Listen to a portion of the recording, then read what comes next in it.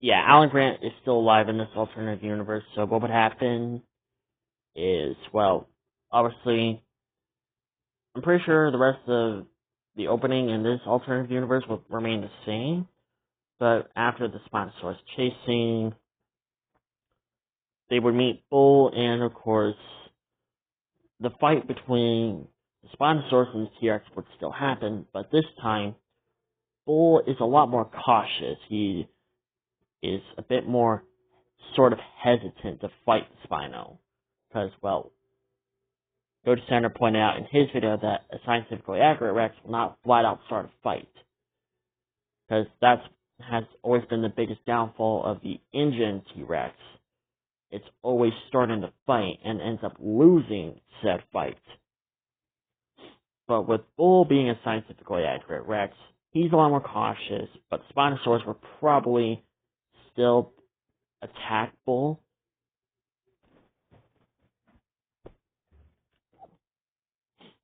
So, yeah.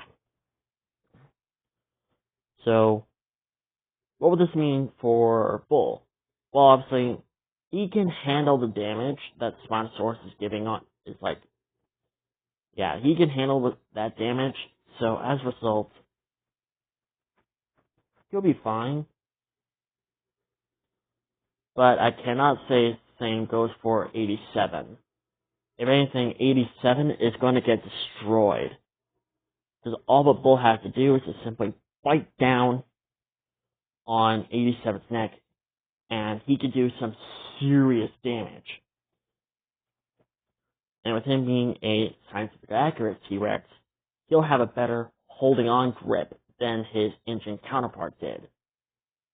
Because the engine Rex has always been able, well, whenever the engine T-Rex was able to bite down on something, it always gets shooken off. But with the scientifically accurate Rex, there's no shaking that thing off.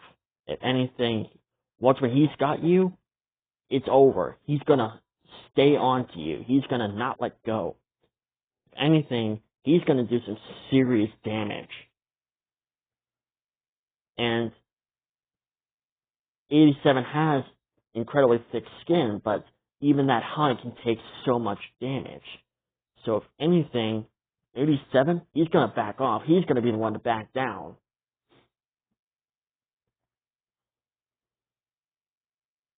Because thanks to this different version of Bull, he will actually win the fight by simply just biting onto 87 and doing some serious damage. As a result, Bull does not die, and he continues to live.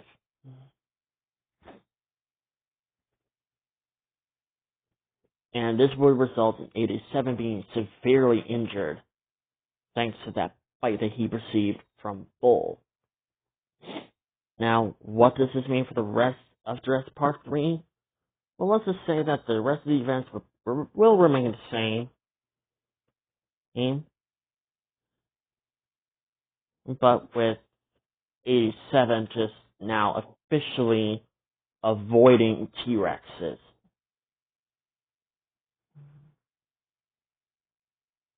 So, in the end, yeah, it's not gonna be a good day for 87. And you gotta say he will be both mentally and physically scarred by that encounter. So from now on, he's gonna be more cautious when it comes to fighting T-Rexes now. Now, what about Jurassic World? What about the main street fight? Well, obviously, that fight would probably still happen, but with a different aggressor. The Indominus Rex, after being shot and after having a bunch of raptors on top of her and biting her, scratching her, I think at this point, the Indominus Rex will be the one to start the fight. And Rexy would just destroy the Indominus. The Indominus was somewhat already struggling against the engine Rexy, but with accurate Rexy, she's not even gonna get a chance to leave. She's not even gonna get a chance.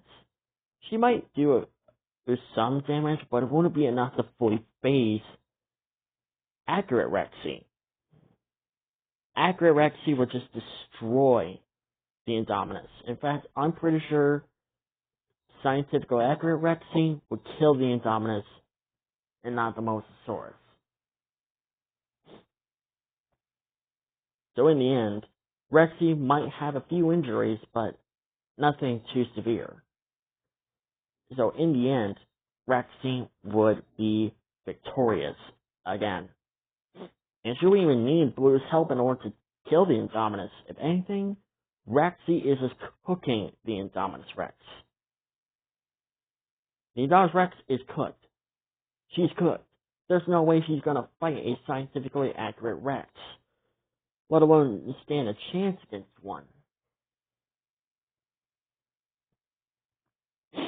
Now, what about Jurassic World Fallen Kingdom?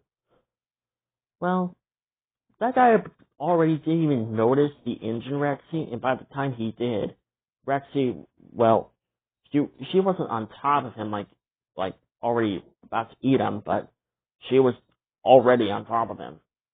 But with a accurate Rexy, this guy ain't even gonna leave the island. In fact, he's not gonna die by the hands of the Mosasaurus.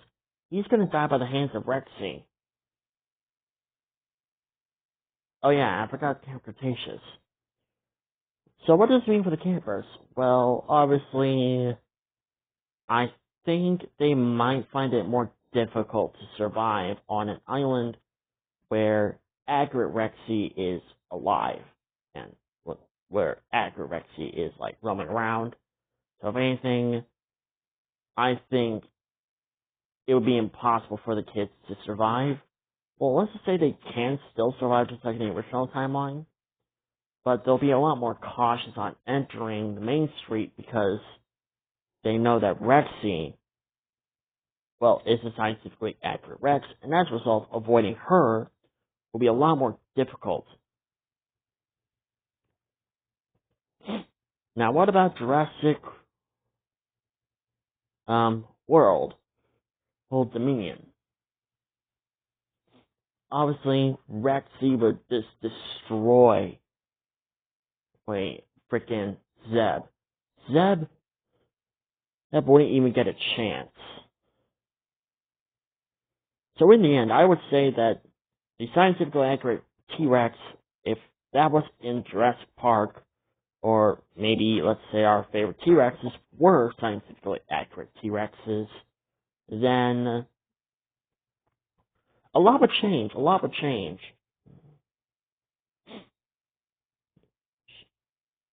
Like, for example, John Hammond's grandchildren and Ian Malcolm, they died along with Sarah. Bull doesn't die in 87. Yeah. Oh yeah, I forgot the next season of Camp Cretaceous.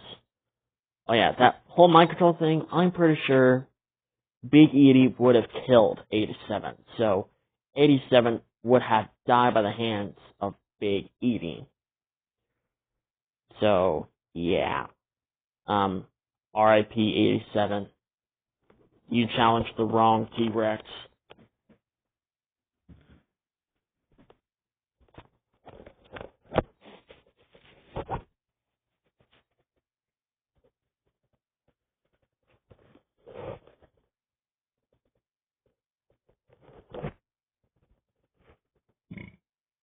So, yeah, basically a lot would change.